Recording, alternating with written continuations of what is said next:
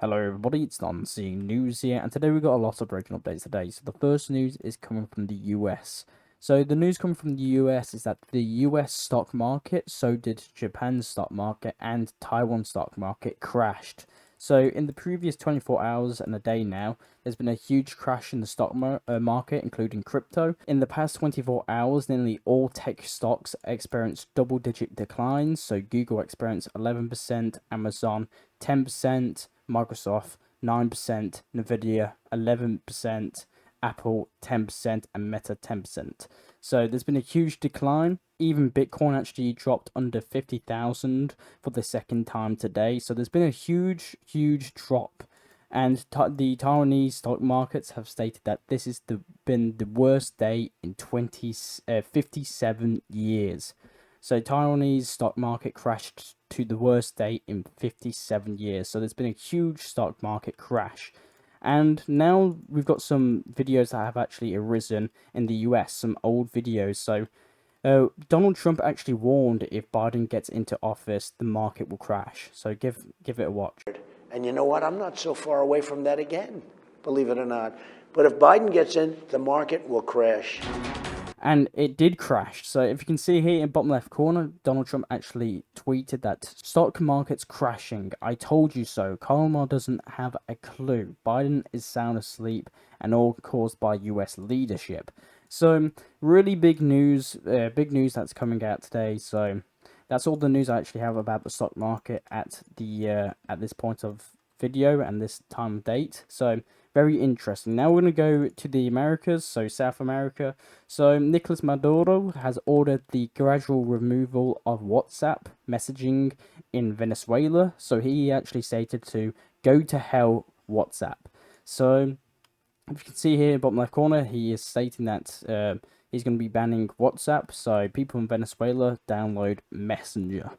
So very interesting. Argentina reported that Argentina closed the month of July with the lowest levels of monthly inflation in 20 years now at 2.8%. And that's all the news I've actually got from Argentina. Now we're going to head to the United Kingdom. So the past couple of days there's been huge riots in the United Kingdom, and the British Prime Minister has actually announced the creation of an army to suppress anti-migrant protests. And he also stated that the British Prime Minister Keir Starmer announced the mobilisation of law enforcement agencies across the country to suppress protests and stop clashes between migrants and the British.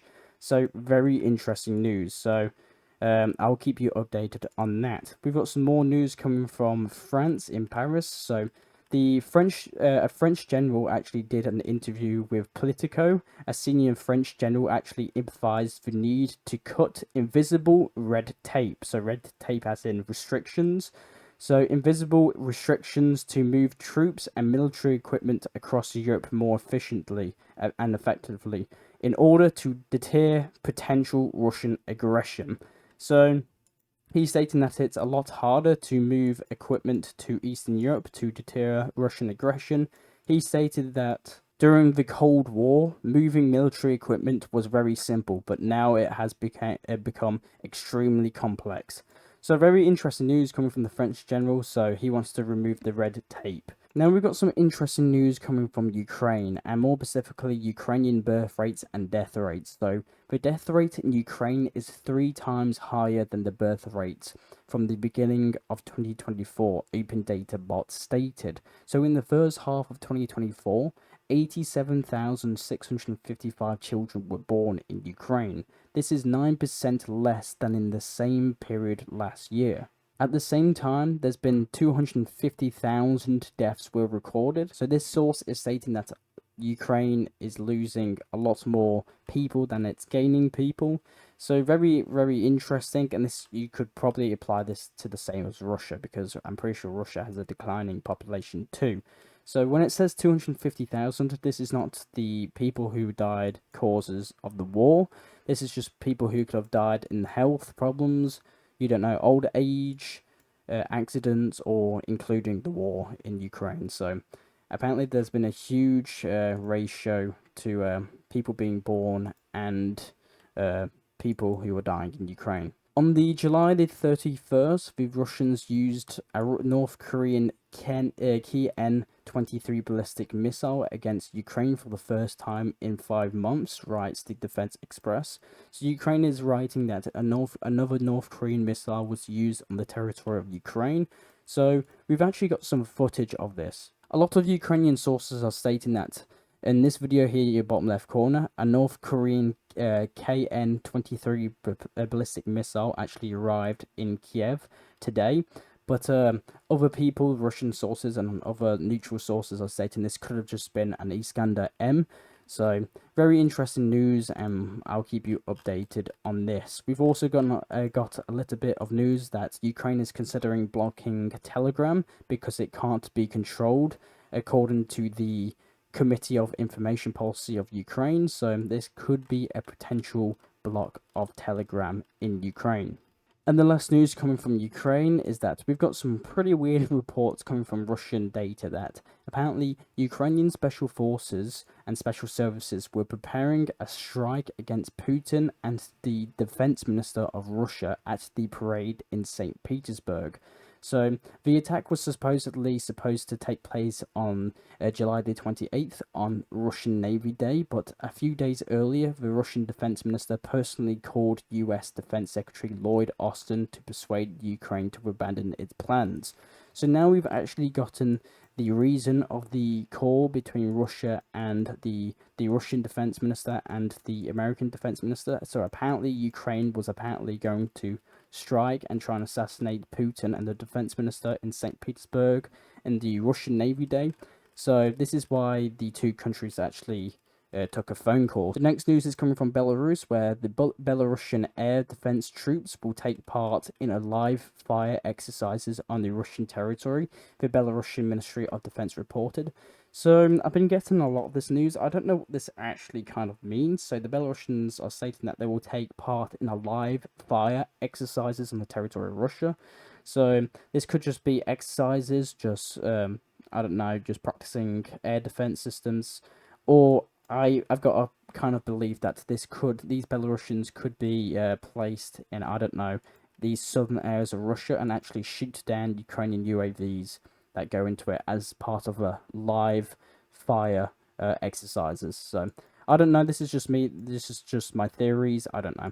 The next news is coming from Armenia, that Armenia is to skip Siesto exercises. So Armenia has informed the Siesto that it will not participate in the Interaction 2024 command and staff exercises scheduled to be held in Kyrgyzstan from September the 3rd to September the 15th, according to the organization press service. So this Siesto exercises were aimed to work with tasks and introduction of new tactical techniques and combat experiences. So now Armenia has actually declined to attend these Siesto exercises. That we actually got news that Armenia actually wanted to leave Siesto. So Armenia won't participate in the Siesto exercises, and it's probably going to be leaving the Defense Military Alliance pretty soon. And the biggest news is coming from Iran, and more specifically Tehran, where Sergei Shoigu, the former defense minister of Russia, met with the new Iranian president in Tehran. The only bits and pieces have actually been made public of what they've actually discussed. So we've got only bits and pieces. So we've got news that the both countries are going to strengthen ties. Iran also stated that relations with Moscow remains a priority for Tehran. So again, we've only got bits and pieces. Sergei Shoigu actually met with the Chief of Staff of the Iranian Armed Forces, Major General Mohammed. So the Iranian general stated that Iranian-Russian relations are strategic, deep and long-term, and will not be affected by the change of governments. He also stated that the Americans know well that the world has abandoned the single-pole world, and he also stated that we appreciate the cooperation between Russia and China. Now, Sergei Shoigu, we've only got bits and pieces from him, what he stated. Sergei Shoigu stated that we express Russia's readiness for full cooperation with the Islamic Republic of Iran in regional affairs. Sergei Shoigu also stated that we condemn the assassination of Ismail, the Hamas political leader in Tehran. Shoigu also stated that there is no doubt that the perpetrators of such a crime seek to increase tensions in the region. So that's all the news I actually have with Sergei Shoigu right now and his visit to Tehran. So more news of his meeting with the Iranian president will be released tomorrow. So make sure you subscribe and keep up to date with that. The next news is coming from an American US base that was hit in Iraq. So the American base in Iraq was attacked by rockets. So this airfield, this airbase in America was attacked. So it's still unknown who was responsible for this attack, but of course, most people are stating that this was Iran. But if you can see here in the bottom left corner, this is smoke that's actually arising from the US base. So there was reports that there was 3 explosions that were heard in the base, likely resulting from missiles and drone bombardments. So very interesting. And again, another massive news coming today is that the Israeli Defense Forces announced the elimination of the commander of the Radwan Special Forces Battalion as part of the combat wing of Hezbollah movement in southern Lebanon. So there's actually footage of this assassination. I don't think it's actually a YouTube friendly video, but Israel just announced another commander of Hezbollah to be killed. So there's been another Hezbollah commander that's been assassinated by Israel, and again, it's unknown what Hezbollah will respond to this. So Hezbollah will probably respond very harshly to this, and so will Iran. Biden was briefed that Iran attacking timings and details are still unclear, US officials stated. So Iran's been threatening to strike Israel for the past 4 days now, and nothing's actually happened. For 4 days straight now, Iran has threatened to strike Israel, but right now nothing has actually happened. So at the current time of recording this, nothing has happened. Iran hasn't attacked Israel right now.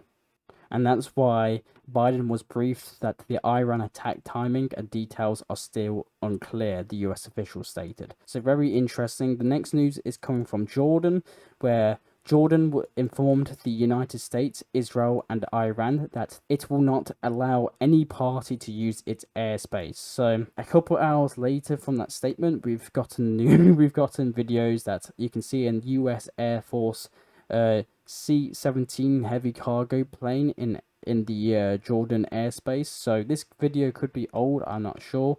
I'm not going to put any assumptions that Jordan might be lying here, but right here you can see bottom left corner, the US C-17 heavy cargo plane was spotted over the Jordan capital.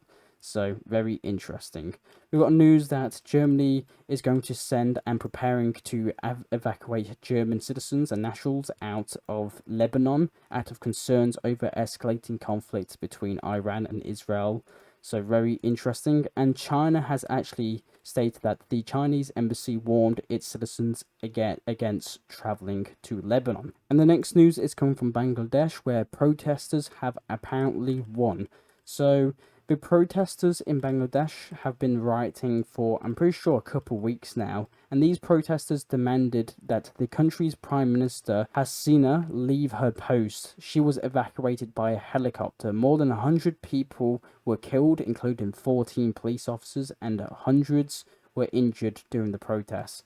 So there's been huge riots in the capital of Bangladesh, demanding that the Prime Minister leave her position. She has now officially left her position. So if you can see here in the bottom left corner, this video actually confirms the Bangladesh Prime Minister leaving and fleeing the country. So very interesting. Now she's completely left the country. Now protesters actually broke in the parliament of Bangladesh. So you can see here in the bottom left corner, people in the Bangladesh parliament just lighting flares and smoke grenades and stuff. So the military in Bangladesh has announced that it is now seizing power in Bangladesh after the prime minister actually resigned and fled the country. So some are saying that she's actually seeking asylum in the United Kingdom. So very interesting news. But the latest news coming from Bangladesh, which I've just gotten this right now, that the president of Bangladesh has just dissolved the Bangladeshian parliament. So it seems that it's things are not going really good in Bangladesh. So the Indian border security forces have actually risen their alerts levels along the border. So high alerts of the Indian border guards on Bangladesh, and India has actually shut down all railway links with the Bangladesh efficient immediately.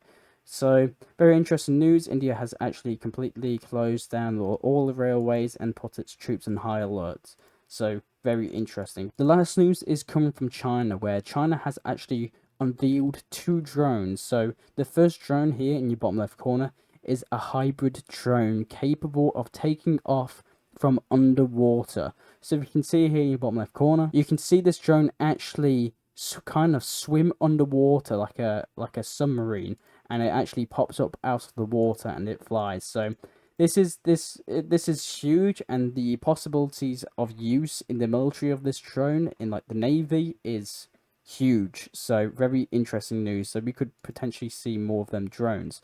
And the last the last drone that China unveiled is that China has unveiled the PD 2900 long range kamikaze UAV. So this drone has a range of 2,500 kilometers. So let's just measure that. So let's go from Beijing and to Tokyo. So actually, wow, this drone could actually go all the way from Beijing to this side of Siberia in Russia. So huge range on this drone. So this drone has a flight time of 12 hours with a speed up to 200 kilometers an hour. So very interesting. And if you can see, the camo is like the SU-57, which I picked up on. So that's actually all the news I actually have for you today. I am Non-C News. I'll try and provide you news that medias around the world do not show you. I do these videos hopefully daily, so consider subscribing and liking. Thank you very much for watching, and I'll see you all later. Bye.